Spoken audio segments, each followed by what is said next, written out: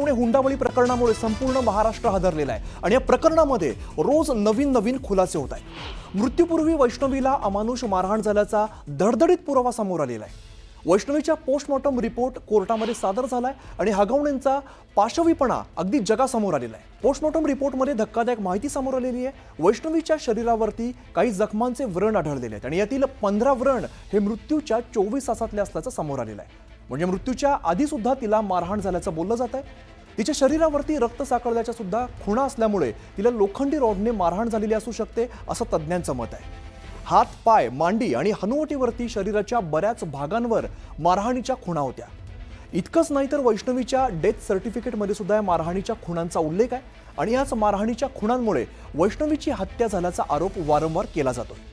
Postmortem रिपोर्टच्या चौकशीसाठी पोलिसांनी आरोपींची कोठडी वाढवून मागितली आणि सध्या या प्रकरणी वैष्णवीचे सासू-सासरे, नवरा, दीर आणि नणंद हे सगळेजण अटकेमध्ये आहेत। पण शवविच्छेदन अहवालामुळे हगवणे कुटुंबियांचा क्रौर्याचं पोस्टमॉर्टम केलेलं आहे।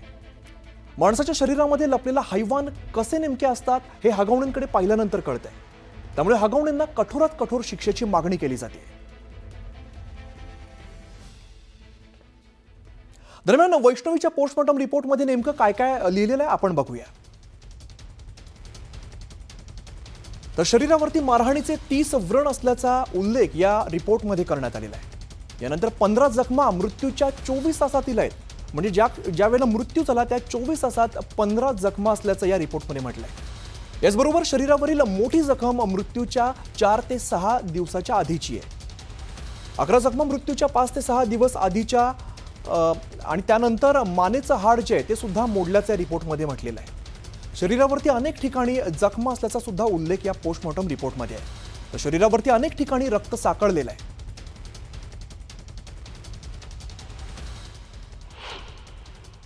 15 जखमा ताज्या 24 तासाच्या आतल्या आहेत। याचा अर्थ ज्या दिवशी तिला मारहाण करण्यात आली त्या दिवशी तिचा मृत्यू झाला आणि ही आत्महत्या नसून हत्याच आहे आणि यांनी संगनमताने मिळूनच ही कट रचून हत्या केलेली असा माझा ठाम माझं म्हणणंच आहे की तिला मारण्यातच आलेलं आहे।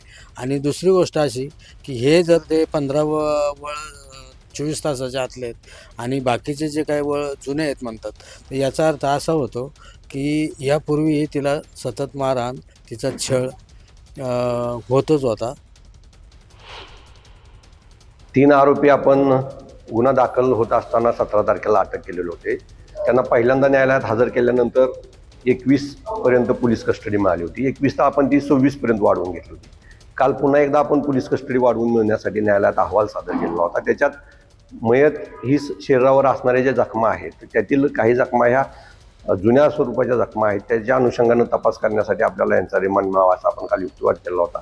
न्यायालयाने त्यांना पुन्हा एकदा 28 तारखेपर्यंत पोलीस कस्टडी दिलेली आहे।